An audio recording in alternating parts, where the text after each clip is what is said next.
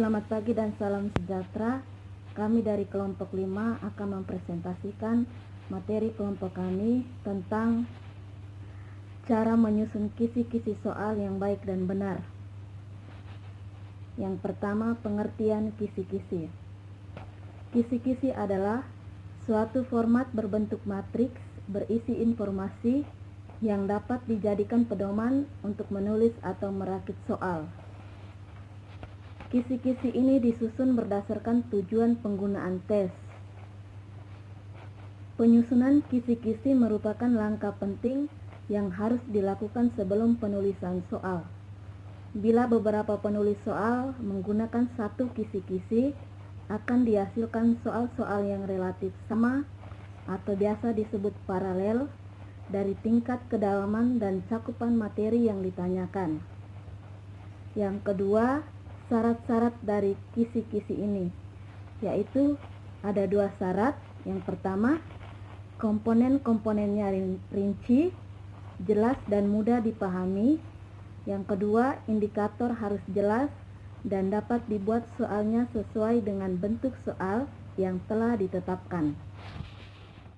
Lanjutkan materi kami yaitu yang ketiga, komponen kisi-kisi. Komponen-komponen yang diperlukan dalam sebuah kisi-kisi disesuaikan dengan tujuan tes.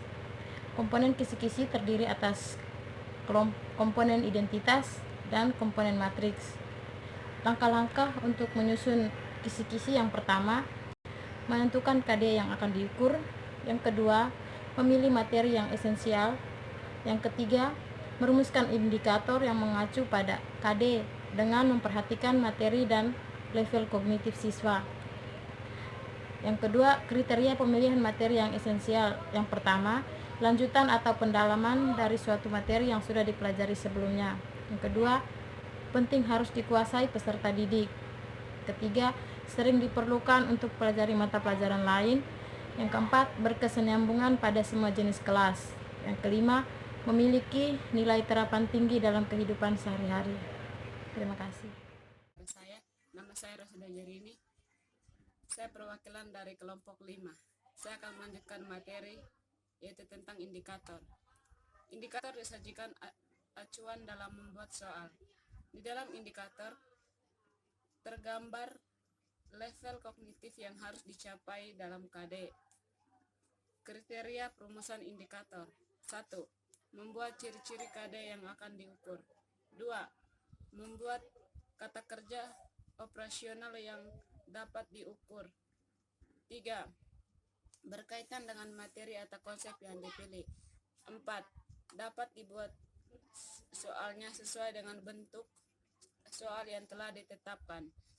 Komponen-komponen indikator soal yang perlu diperhatikan adalah subjek, perilaku yang akan diukur, dan kondisi atau konteks stimulus. Baiklah, itulah materi yang saya sajikan.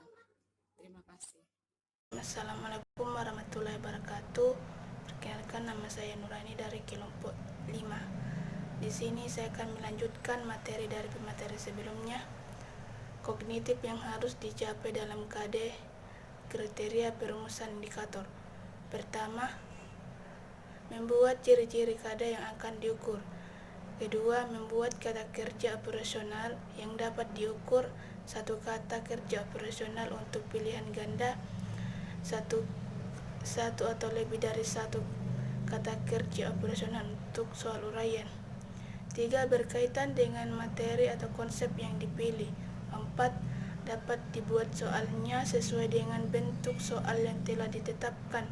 Komponen-komponen indikator soal yang perlu diperhatikan adalah subjek, perilaku yang akan diukur, dan kondisi konteks stimulus.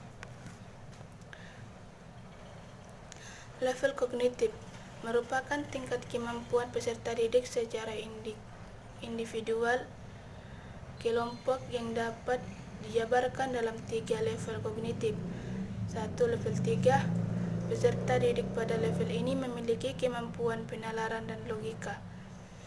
Level 2. Peserta didik pada level ini memiliki kemampuan aplikatif. Level 1. Peserta pada level ini memiliki kemampuan standar minimum dalam menguasai pelajaran. Terima kasih, itulah materi dari saya. Assalamualaikum warahmatullahi wabarakatuh.